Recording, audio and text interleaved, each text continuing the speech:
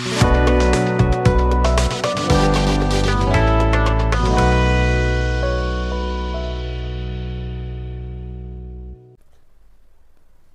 मित्रांनो, काल जसं तुम्हाला सांगितलं होतं तसाच एक वेगळा प्रयोग करत आहे. तुम्हाला आवडेल अशी अपेक्षा आहे. 50 खोके एकदम ओके हे आदित्य ठाकरेंचं घोषवचन राहुल गांधींनी उचललं तर काय होईल? राहुल गांधी सातत्याने बोलत असतात की देश अदानी उद्योग समूहाला गहाण टाकण्यात आलेला आहे. देशाचे पंतप्रधान नरेंद्र मोदी असले तरी देश गौतम अदानींसाठी चाललेला आहे. एवढी अदानींच्या संपत्तीत वाढ झालेली आहे, एवढी अदानींना कर्ज पुरवठा करण्यामध्ये वाढ झालेली आहे. आणि याचं कारण नक्कीच हा देश सामान्य माणसांसाठी नाही तर गौतम अदानींसाठी चालवला जात आहे. उद्या आश्चर्य वाटून घेऊ नका की राहुल गांधींनी अशाच प्रकारचे आरोप जो बायडन विरुद्ध केले की अमेरिकेच्या अध्यक्षांनी अमेरिका अदानी उद्योग समूहासाठी गहाण ठेवलेली आहे. 55 खोके त्यांना दिलेले. 55 खोके म्हणजे काय मलाही कळलं नाही, तुम्हालाही कळणार नाही. जाऊ दे, जास्त राहुल गांधींचं टेन्शन घेऊ नका. मुद्दा असा आहे की अमेरिकेने अदानी उद्योग समूहाला, अदानी पोर्ट्स कंपनीला श्रीलंकेतलं कोलंबो बंदरातलं एक कंटेनर टर्मिनल विकसित करण्यासाठी तब्बल $55 कोटी अर्थसहाय्य कर्ज, स्वस्त दरातलं कर्ज म्हणा, ते करण्याचा निर्णय घेतलेला आहे. हा निर्णय किती महत्त्वाचा आहे म्हणजे आतापर्यंत फक्त नरेंद्र मोदींवर आरोप होत होते की भारत सरकार अदानी उद्योग समूहासाठी काय करतोय. आता अशा प्रकारचे आरोप जर जो बायडन विरुद्ध झाले तर, पण अमेरिकेतले नेते एवढे दूधखोळे नाही आहेत, कारण बायडन सरकार जे करतंय ते अतिशय महत्त्वाचं आहे. म्हणून हा व्हिडिओ करत आहे. थोडीशी चित्रही टाकलेली आहेत आणि त्यामुळे हा प्रयोग म्हणून बघा. तुम्हाला आवडला तर मला सांगा. म्हणजे अशा प्रकारचे व्हिडिओ करणं फार अवघड नाही आहे. अमेरिकेची डेव्हलपमेंट फायनान्स कॉर्पोरेशन ही संस्था आहे की जी खाजगी कंपन्यांना अशा प्रकारे विकसनशील देशांमध्ये उद्योग स्थापन करण्यासाठी परवानगी देत असते. आणि अशाच प्रकारची परवानगी त्यांनी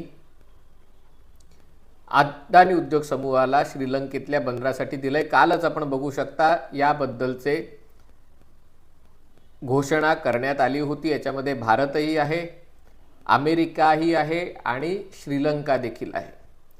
मग हे कशासाठी करण्यात आलं? अदानी उद्योग समूहाला श्रीलंकेत मदत करण्याची गरज काय? तर याचं उत्तर आहे की श्रीलंकेवर चीननी कब्जा केलेला आहे. श्रीलंकेच्या दक्षिणेला असलेलं म्हणजे श्रीलंकेची कन्याकुमारी म्हणून ओळखलं जाणारं हंबनटोटा बंदर हे चीन विकसित करत आहे. त्याच्या आजूबाजूला 15,000 एकर जमीन, हेक्टर जमीन ही विशेष आर्थिक क्षेत्रासाठी घेतलेली आहे. आणि या प्रकल्पामध्ये श्रीलंका कर्जबाजारी झाला आणि दिवाळखोरीच्या उंबरठ्यावर आला. आता श्रीलंकेला मदत करायची म्हणजे नेमकी काय करायची? त्याला मदत करण्यासाठी आणि चीनला पर्याय म्हणून देण्यासाठी भारतही श्रीलंकेमध्ये वेगवेगळी प्रोजेक्ट्स करतो आहे. पण भारत करणार म्हणजे कोण करणार? कारण भारताच्या सरकारी कंपन्या भारतातच गोष्टी वेळेवर करू शकत नाहीत. हळूहळू करतात, घोळ घालतात आणि त्यामुळे खाजगी क्षेत्रामध्ये कोणतरी गुंतवणूक करू शकेल अशा प्रकारचे उद्योजक पुढे यायला पाहिजेत. आज अदानी उद्योग समूह अशा प्रकारची गुंतवणूक करतोय आणि त्यामुळे श्रीलंकेत अदानी उद्योग समूहाने एक कंटेनर टर्मिनल म्हणजे एका बंदराला एक माल वाहतूक करण्यासाठी जी पोती आणि बाकीच्या ज्या गोष्टी असतात ज्यांची वाहतूक सुटी होते किंवा गोण्यातनं होते, कोळसा असेल, लोखंडाची आयर्न ओर असेल किंवा अन्य काही कृषी माल असेल, पण जो उत्पादित झालेला माल आहे त्याची वाहतूक मुख्यतः कंटेनरमधनं होते. आणि या कोलंबो बंदरामधलं कंटेनर टर्मिनल भारताची अदानी पोर्ट्स कंपनी विकसित करत आहे. आणि याच बंदरात चीनने देखील दुसरं एक कंटेनर टर्मिनल विकसित केलेलं आहे. म्हणजे हंबनटोटा बंदर चीनकडे आहे आणि कोलंबो बंदरातही चीन आणि भारत अशी स्पर्धा आहे आणि भारताच्या मदतीला इथे अमेरिका धावून आलेली आहे. अमेरिकेच्या सरकारी एजन्सीनी अदानी इंडस्ट्रीजला, अदानी पोर्ट्सला श्रीलंकेत बंदर विकसित करायचा मार्ग अधिक प्रशस्त केलेला आहे, कारण त्याच्यासाठी स्वस्त दरात अर्थसहाय्य त्यांनी पुरवलेलं आहे. आता हे का महत्त्वाचं आहे ते बघून घ्या.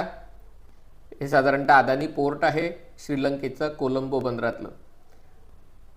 हे महत्त्वाचं अशासाठी आहे की श्रीलंकेचं स्थान आंतरखंडीय व्यापारामध्ये अतिशय महत्त्वाचं आहे.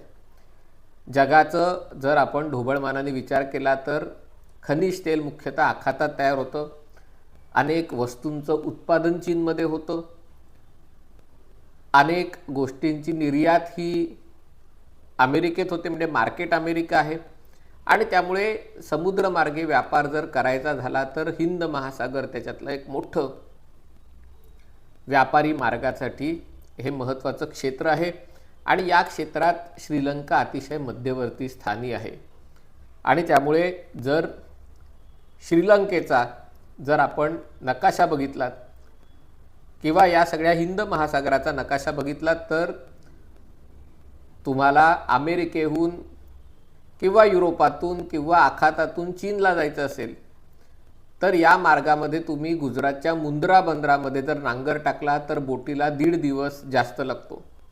जर त्यांनी विझिंगम पोर्ट, त्याच्याकडे मी नंतर येईल, जे अदानी उद्योगच केरळमध्ये विकसित करत आहे, तिथे किंवा कन्याकुमारीजवळ जर बंदर विकसित केलं तर अवघ्या 1 दिवसाच्याही कमी वेळात, म्हणजे काही तासाचा अवधी लागतो बोटींना थांबून इंधन भरण्यासाठी आणि पुढच्या प्रवासासाठी सज्ज होण्यासाठी. श्रीलंकेच्या कोलंबो बंदरात हा आकडा असाच 2 तासाचा 4 तासाचा आहे. आणि मग या बोटी सगळ्या अंदमान निकोबार आणि इंडोनेशिया यांच्यामधल्या चिंचोळ्या जागेतनं मलाक्काच्या सामुद्रधुनीतून मग चीनकडे किंवा जपानकडे मार्गस्थ होतात. दुर्दैवाने भारताच्या पूर्व किनाऱ्यावरची बंदरं याच्यासाठी उपयोगाची नाहीत. आणि भारत आणि श्रीलंकेच्या मध्ये समुद्र खोल नसल्यामुळे, तिथे रामसेतू असल्यामुळे भारताच्या पूर्वेकडची बंदरं याच्यासाठी फारशी सोयीची नाहीत. आणि त्यामुळे कोलंबोचं स्थान अतिशय महत्त्वाचं आहे. हिंद महासागरातलं जो ट्रान्सशिपमेंट आहे त्यातला 90% भाग हा कोलंबो बंदरातनं केला जात असतो. आणि तिकडे जर अदानी उद्योग समूह बंदर विकसित करत असेल आणि अमेरिका त्याला मदत करत असेल तर याचा अर्थ स्पष्ट आहे की भविष्यामध्ये अमेरिका चीनच्या बंदरातनं व्यापार जितका कमीत कमी करता येईल तेवढा तो कमीत कमी चीनच्या बंदरातनं व्यापार करणार आहे. आणि अमेरिका स्वतः तर काही बंदर विकत घेऊ शकत नाही, बांधू शकत नाही. आणि तिथे जर आपल्या मित्र देशाचं बंदर असेल तर तिथे अमेरिकेच्या व्यापाराबद्दलची गुप्तता बाळगली जाईल अशी अमेरिकेला खात्री असते. अशाच प्रकारे अदानी उद्योग समूहाने इस्रायलमधलं हैफा इथलं बंदर विकत घेतलेलं आहे. आणि हे बंदर विकत घ्यावं याच्यासाठी अमेरिकेचा आग्रह होता, कारण तिथे देखील चीननी एक बंदर, हैफा बंदराचा एक भाग चीन विकसित करत आहे.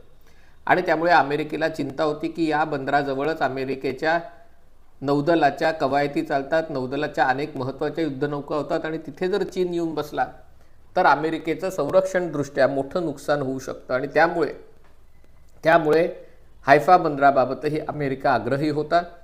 आणि आता कोलंबो बंदरातही अदानी पोर्ट्सला अमेरिकेची सरकारी संस्था मदत करत आहे. याचा अर्थ लक्षात घ्या, हा सगळा एका जागतिक कूटनीतीचा भाग आहे.